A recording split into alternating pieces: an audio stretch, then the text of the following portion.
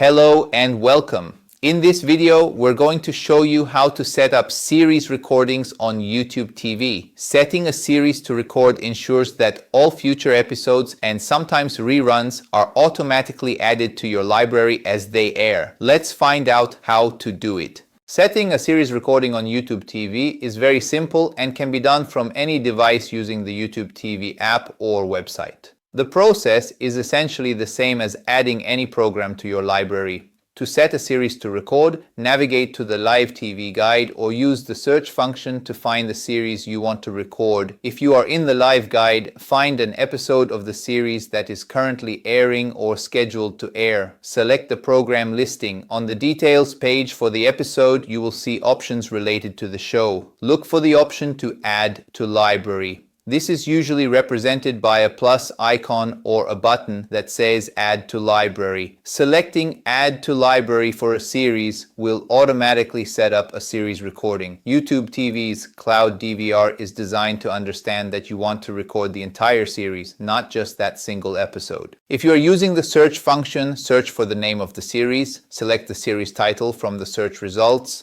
This will take you to the dedicated page for that series. On the series page, you will see information about the show, upcoming episodes, and usually the same plus or Add to Library option. Clicking Add to Library here also sets up the series recording. Once a series is added to your library, YouTube TV will automatically record all upcoming airings, including new episodes. You can manage your series recordings within the library section of the YouTube TV app. In your library, find the series title, select it, and you can see which episodes have been recorded, which are scheduled to record, and sometimes adjust recording options, such as choosing to record only new episodes versus all airings. We hope this video helped you learn how to set series recordings on YouTube TV. If you found this tutorial useful, please give the video a like and consider subscribing to our channel for more helpful tips and guides.